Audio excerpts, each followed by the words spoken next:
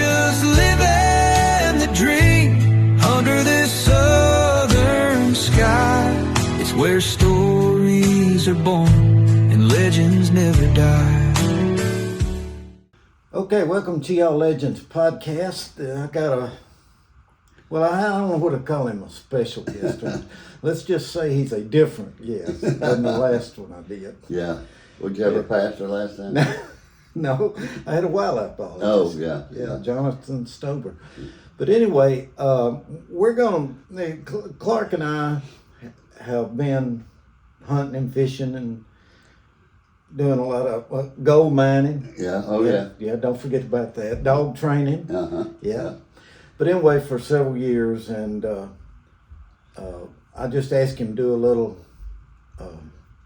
podcast with me, and he could even tell some stories, but if they're kind of on the bad, shady side of me, don't listen to it. Okay, yeah. Well, now, what is it? Is what you call a podcast? Yeah. All a podcast is somebody gets in front of the camera and talks for a little while. So they'll let anybody do it, apparently. Obviously. Yeah. Obviously. Does this, you know what? Well, this makes you one of those influencers.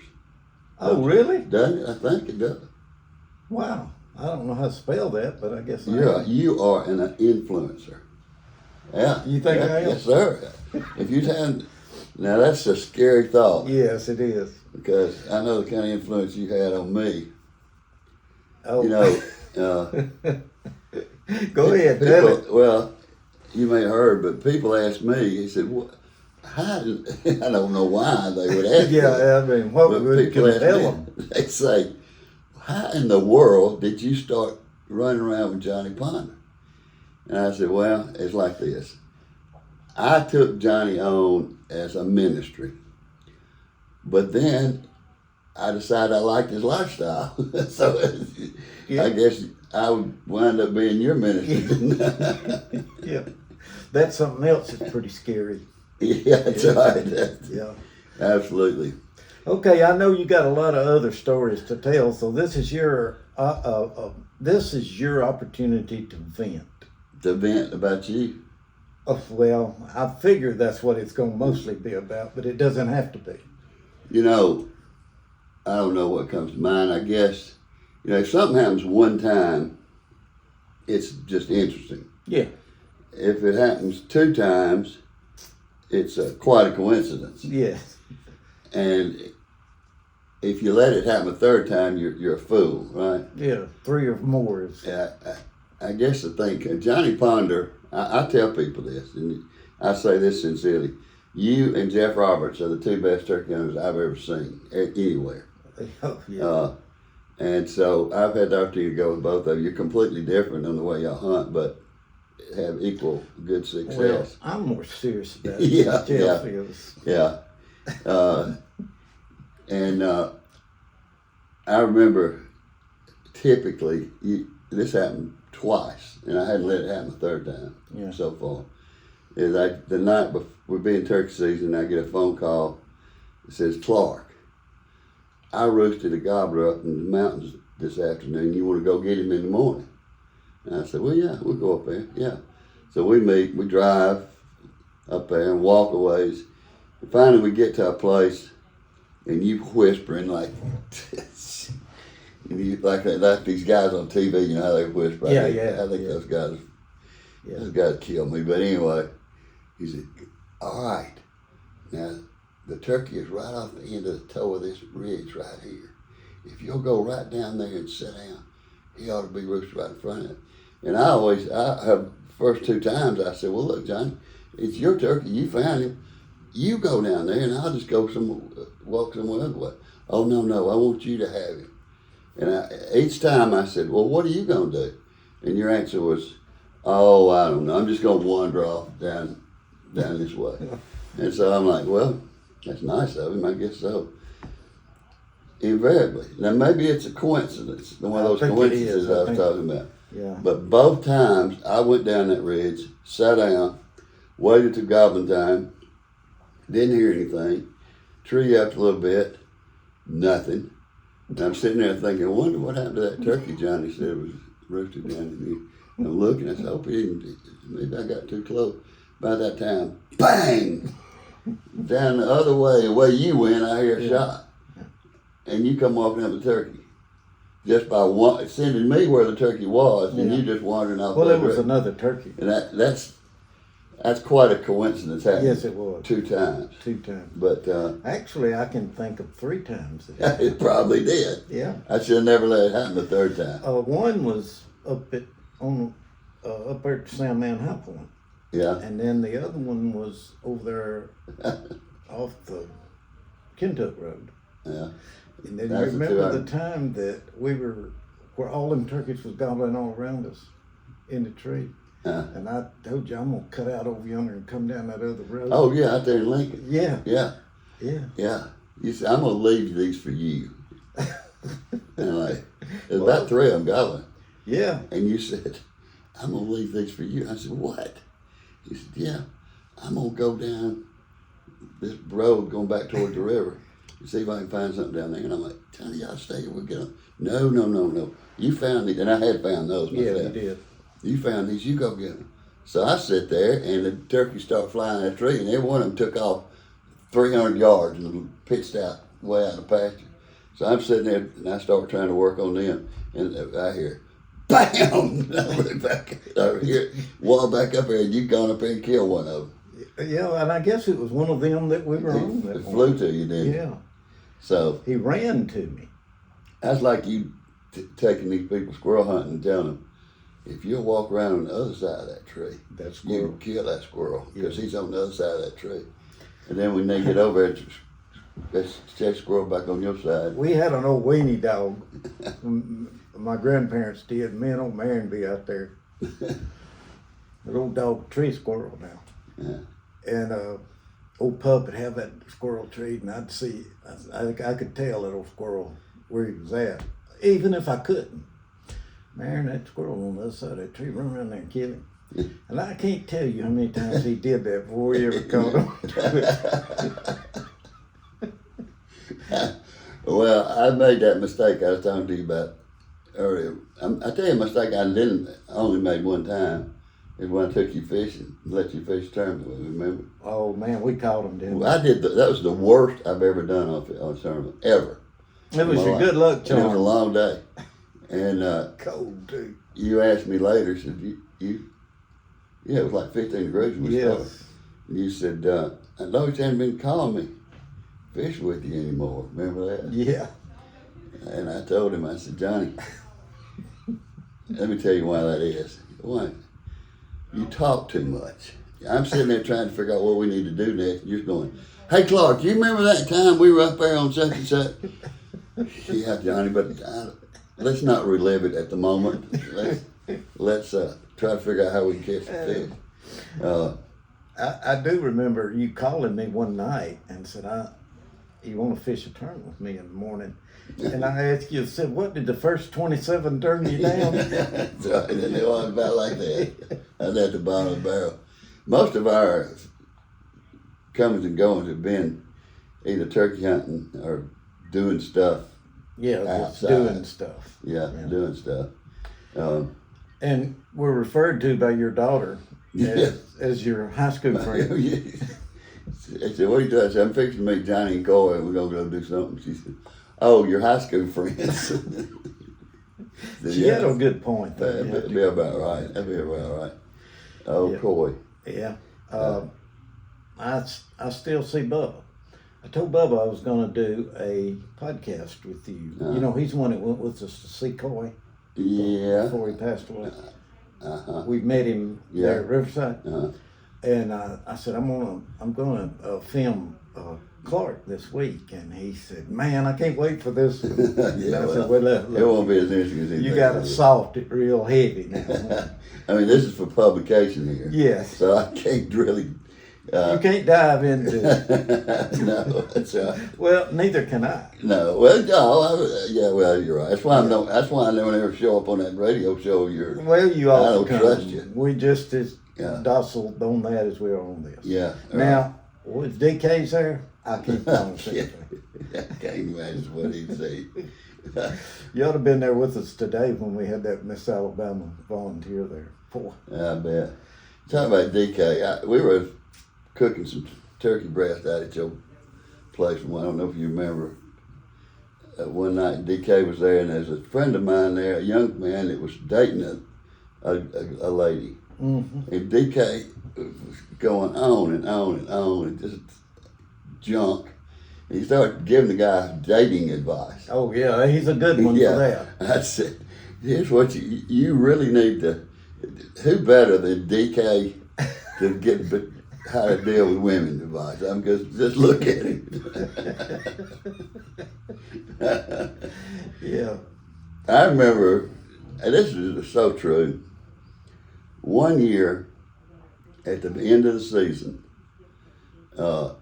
you started moaning about you hadn't killed but 1 or 2 turkeys or something like that. Mm-hmm. And I had killed maybe 3, you know.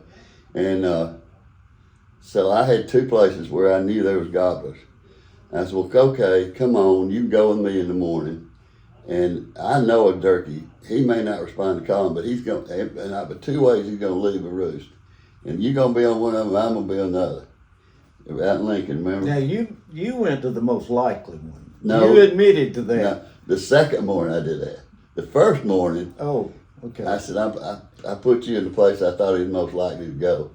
Sure enough, we're at opposite ends of a lane is what we were in. But he always went one way or the other down that lane. And so I'm sitting down there, and sure enough, he starts gobbling. And I hear him pitch out. And I'm sitting there thinking, he's going to go one way or the other. By the time, bam, there you shoot down the other end. Oh, yeah, So I go down there. And I said, well, that's good, Johnny. Now you got 2 or something like that. He said, no, this is really my 3rd one. I said, well, that's the same amount I've killed. He said, and you said, because I'd already told you, he said, well, are we going in the morning at that next one? You know where it is. Yeah. And I said, yeah, I guess so. I think maybe it was this one was first and the Lincoln one was second. But anyway, the second one, I said, well, by God, I'm getting where I think he's going this time. And I put Johnny down there where I think he's probably not going. And I'm sitting there, turkey gobble. Well, he's going to go. He'll be coming out here in a minute. I heard him pitch out.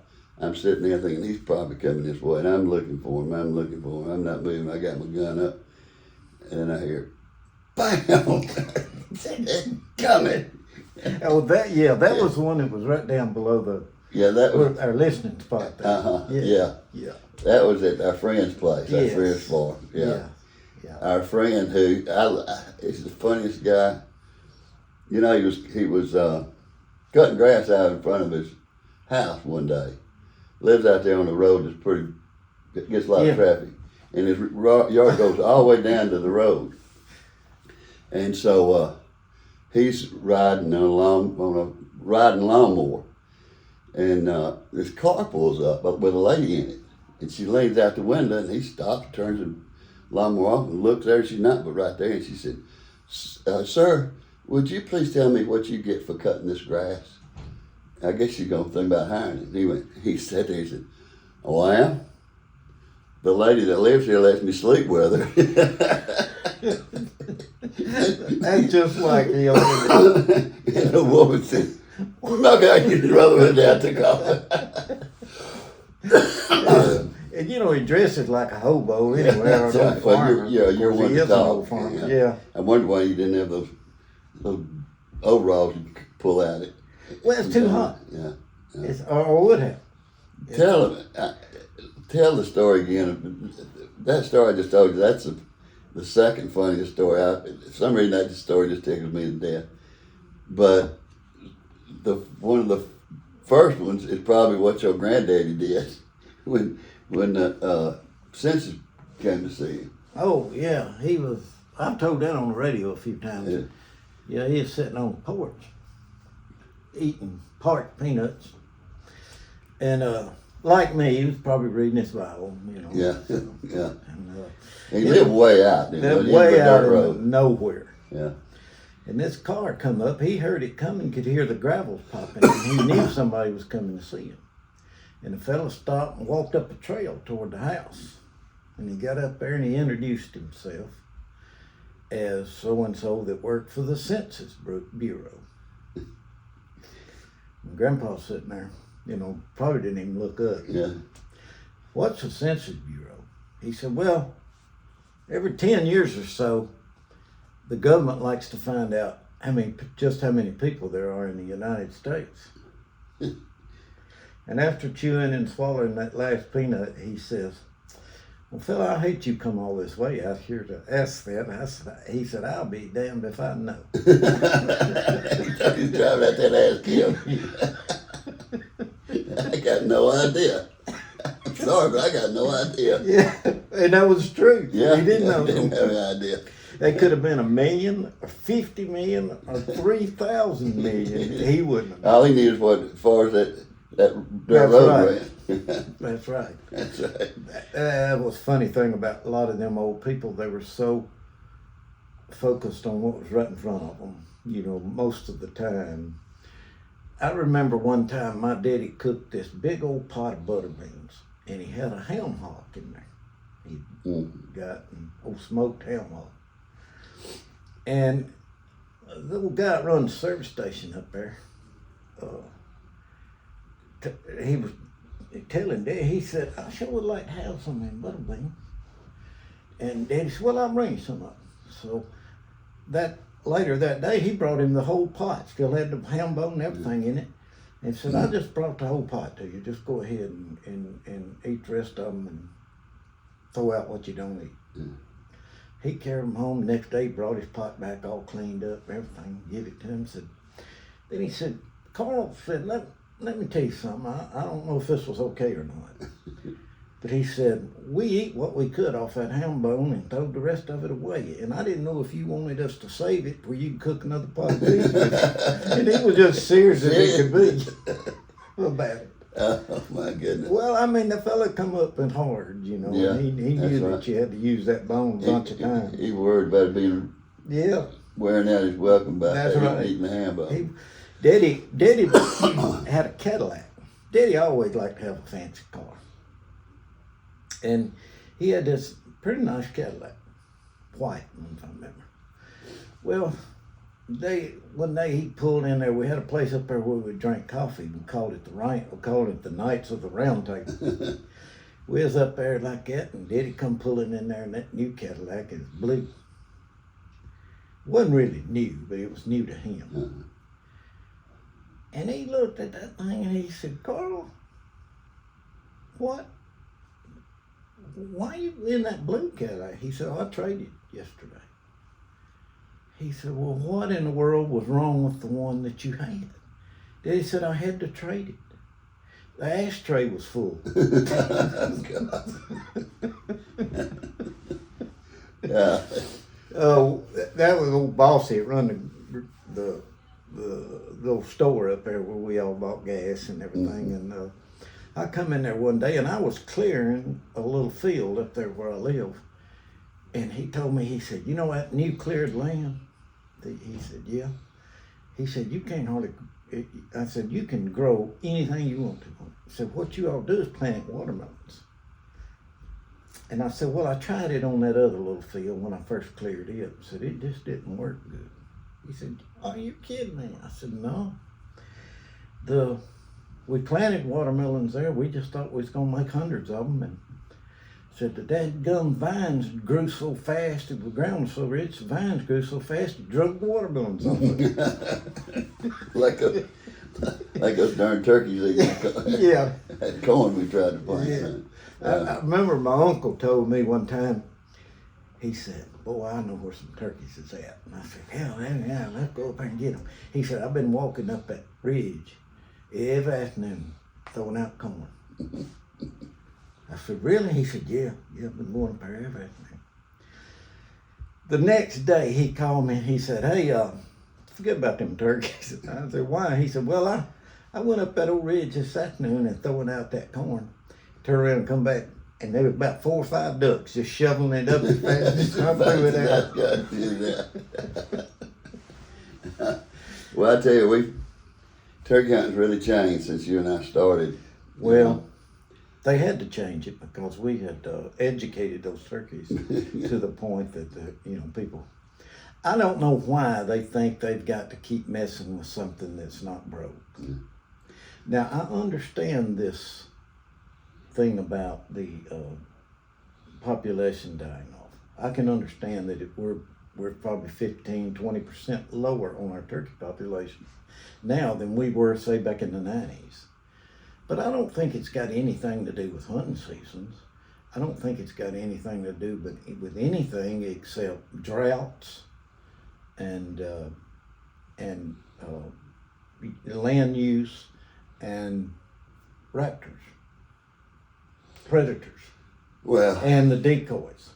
yeah, I think if people had to hunt turkeys the way we always did before they legalized decoys, and the way we've continued to do it without decoys, that'd take care of it.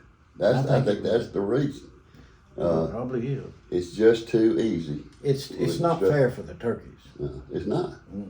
And you know, once upon a time, if a man killed a turkey gobbler, and that it meant he knew that guy's pretty good. Yeah. Because you had to be good. If you went out there with a collar and sat at the base of a tree and you helped him up and got him in gun range and killed him, you had to be pretty good. Yeah. So if somebody killed one, you felt like they was pretty good woodsman and hunter. And then they come along with decoys. And now people are, and they do it on TV and act like they're proud of it, and act like they're real hotshot turkey hunters. People go out there, put a strutting decoy out in the green field, go get in the shooting house or in a tent, and sit there and read a book until the gobbler walks in that field and sees that decoy and comes over there and struts over at him. And then they snipe it. Yeah. And they would have you think they've done something, but they haven't. And they think they're turkey hunters and they're not. But that goes right back to what you've said for as long as I've known you about how some of the people that probably make lots of money can join these hunting clubs and go down there for a couple hours before work time and kill a big deer or kill a big turkey and come back, and then at the country Show it club, around. yeah, they got showing out. And half people think they really know what to do. That's right. Yeah. Yeah, and that's back before the corn was legal, but they were feeding corn anyway. Now, they should have never allowed feeding deer with corn either. Just because Texas and other states did it. That's not hunting. If you put a pile of corn out there and go hide behind a tree and wait for a deer to come up there and eat it, you've not done anything. No. And you know, you'll hear these people say, "Oh yeah, decoys scare more turkeys than that." No, they don't. You take 5 gobblers in a field, you put a strutting decoy out there, 4 of them are gonna come over there. One of them might be scared if he's a non-dominant gobbler. Or if he's been shot at. Yeah, something. But the other 4 are coming, and I know because when they first allowed decoys, I used them. Yeah, I did too. For about a year. Well, we made them. Yeah, we made them. We sat here and signed them right here at this table. But then I figured out pretty quick, this is not turkey hunting. No. You put that gobbler. I mean, I remember one time you and Corey driving down the road, and I was hunting out there in Lincoln, and y'all saw my decoy and thought it was a real thing. Stopped down there. We started to put the sneak on him. I called y'all up and said, "Hey, I'm sitting up in the woods, that's my decoy." But I mean, after about 2 years, I said, "Shit, this is not turkey hunting." You're right. And so these people kill, a bunch of turkeys that way, and they go, ask me and you, "How many turkeys you kill this year?" 2. And they go, "Huh? Oh, well." Like, well, you do it the way I do it. See how many you kill. You wouldn't kill any. I can remember back in the days when I was Don and I were real mad at him. We was mad at him. Yeah. I would try my best to kill the limit for the 1st of April. And several years I did. Yeah, that's amazing. Then I would carry other people, and then one of those, or 1 or 2 of those times I did that, the limit was 6. Yeah. And I can remember killing the last one of a limit and thinking, "Oh God, I don't have to go again." But I ended up going anyway with other people. Me. Yeah. Well, it's out. And I told our commissioner one time, I said, if you'd outlaw decoys and enforce it, you could have a 6-month season and an unlimited limit. Yes. And they'd kill less turkeys than are being killed right this year. You're right. I agree with that 100%. But they won't do it. The one thing they could do, they come up with every other reason. But you think about it, turkeys were for a period of time there in the early 2000s and late 90s too, the population was growing exponentially. I mean, it exponentially. It was going. And what happened? It went down. And it just happened to coincide when about 4 or 5 years after they started having decoys legalized. Yeah. But they'll say I'm a biologist, and I can tell you that's not right all day long. But they ain't been out there every morning for the last 25 years like you and I have. Yeah. And they haven't been. Yeah. They just listening to other people talk. Yeah. Mm-hmm. Well, it's back in the days I remember one time me and Don, we kept up with it, or maybe been Sammy, I forgot. But we went about 7 or 8 years, and neither one of us ever missed a turkey. Mm-hmm. Killed everyone we shot at. And then one morning I go up there. I was up there past Cemetery Mountain, and I missed 3 in one morning. But I killed 3 in one morning. Well, I happened to have 2 years that I didn't kill a turkey, not in the whole way. And you, my friend, made a box call that said 2011 0, 2012 0. I wonder how Clark would do this year. It was a box call. Yeah, man. I remember that. You still got it? I still got it. But it's such a pride, such a wonderful gesture. Yeah, you were real proud of that one. Yeah. But it's hard. You remember the trips to Wisconsin? Yeah. Well, those were a lot of fun, weren't they? Yeah. We had a group that would go up there every year. And they had a bunch of turkeys up there, buddy, and they weren't near as educated as our turkeys down there. No. They were a different strand of turkeys. Yeah. And you get up there and they come, boy, every time. I never forget. I made the comment. I said, those people in Wisconsin must think that this bunch of boys from Alabama are the worst turkey hunters in the world. You remember that? Yeah. Of course, now I always. Oh, well, I know that. Yeah. Yeah. Me and you both were the only ones. Yeah, I always tag my turkey. Yeah, the guy from West Virginia that went with us, Yeah. boy, he was bad. Yeah, he's bad about that. Yeah, he's bad about waiting till the 2 of them lined up. I wonder if that bone pile is still back there in the back of that pasture. Have you ever killed two in one shot? I'm sure you have. I don't know. I'm not saying you meant to. I'm saying it just happened.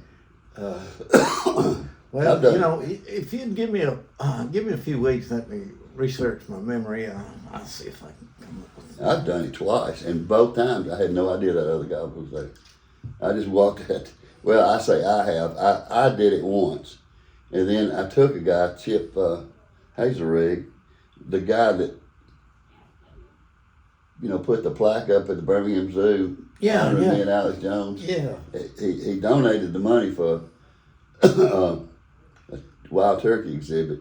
And then he told him to put a sign up there. This donated by him is dedicated to Alex Jones and Clark Carpenter. Well, the sign blew down, and so I told him, I said, if you replace that sign, put my name first before Alex, because I'm the one that called your turkeys up for you. We were on Alex's place. Oh yeah. And so he did. he changed. So we changed it in honor of Clark Carpenter and Alex Jones. We were hunting on Alex Jones's place, and he had never killed a turkey. And I said, "Well, come on, you go with me." And so we got out there and sat down, and I heard turkey gobbling. I said, "Just sit here and be quiet and be still." And so I yapped at it, and just the typical old thing. 30 minutes later, he's still out there gobbling, but he might be closer. And then, sure enough, you hear him closer. And I said, "All right, now he's coming. Get your gun up and point it right out there, and you get ready." So I'm sitting kind of sideways to him, and I saw him, and I saw him go again. I thought, I wonder what he's seeing. And I said, I didn't say anything. He turned to me and said, "There's 2 of them." I said, "I'll kill one of them." He shot, And he started to get up and said, wait, because I was going to try to kill that other one if he went over and flogged him. He said, wait, just there. He said, nothing happened. I said, okay, well, let's go get your turkey. We walked out there, and this turkey, he wasn't even still flopping, he was a dish rag. And I said, there he is. And I looked over, there's another gobbler laying right there. He killed two of them. He killed the first time he ever went turkey hunting, he killed two at one time. Both of them grown gobblers. Mm. You know, you remember when that happened to me when we was hunting with Grant? Do you remember? Yeah, one of them was Jake. You remember, and I was so worried about it. Where were we hunting? At the power line field. Oh. No, I don't remember that. You don't remember that? No, I don't think I was there that night. Yes, you were. Me and you were riding around together. Well, you clearly... Now, up in New York one time, I killed a gobbler and killed a hen behind him. I've done that twice, though. Yeah. And I saw the hen, said, but she's too far. It's not going to get that far. And I shot him, he fell, she fell too. Well, we used to laugh about that because if a turkey is in hearing distance, I mean, like you can hear it, pop, pop, pop, pop. All you gotta do is shoot that way, and that hen gonna fall out of the car. I mean, it just happens. I don't know how that happened, but it just shows you really how vulnerable a turkey is with its head, and it just skinned. Mm-hmm. And just one shot in there will do it. That's the reason all this stuff about these different kinds of shells, that's just to sell. That's to money make. But boy, they really sell them, including me. Yeah, well, I bought a few of them myself. Like I got my friend of my son's, good kid, he turkey hunts. Somebody asked me, said, how come you use a 3.5-inch shell? He said, because they don't make a 4-inch shell. You know, I've had some guns that you'd shoot a 3.5-inch, but I've never shot one. Oh, I got one gun that I shot with. But Clark, I killed many a turkey with a 2 3/4 inch. Yeah, just regular old lead shot yeah. too. Yeah. Mm-hmm. Yeah. And I know old Tommy Butterworth. I used to love to carry a turkey by there and show it to him. He hunted with an old double-barrel Smith & Wesson that had hammers. And he never shot anything but 7.5 shot in a field load, just like we did, and I'd shoot doves with. Yeah. That's all he ever did. You got any turkeys with a 7.5? Yeah. Mm. My grandpa did the same thing, and they killed a bunch of them. Yeah. I remember carrying me and Don would always carry a turkey by show it to Tommy. Tommy'd be that last old house before you get to the mountains going up. He lived in that last house you went by on the left. And he'd be in there in the morning before daylight, and you could see him with them long johns on, backed up that fireplace. Yeah, an old fire going, you could see him in there. We'd go by there and show him, hey, let me show you his turkey, Tommy. He'd come out there on the porch. He'd look at that thing, he said, what would you do if I was to grab that thing and take off running? Stuff like that. He was comical as he could be, real dry. Yeah. But that's why I never will forget old Tommy. And old Tommy would hang around that house 10 o'clock in the morning, and he'd get in his old truck and he'd ride up there to somewhere, Kentucky Road, somewhere like that. Next thing you know, you hear he done killed him or nothing. Yeah. That's a good, especially up there on those Cheehaw Mountain turkeys. They're hard. Yeah. And there are a lot of folks in Mumford that couldn't kill them, and a lot of folks in Mumford that could kill them. Well, I always enjoyed hunting up there. I really did. Well, I guess this has been about long enough, don't you think? We can always do another one. Well, I need to, I'm still working. Yeah, you got to get back to work. Your work. boss, Mary Lauren, will be on you. She's probably wondering what we're doing in there now. Yeah. I enjoyed it. Good to see you. And I will send you a link to it when I get it done. It'll probably be next weekend, not this coming. This coming weekend is Jonathan's, and then yours will be the next one.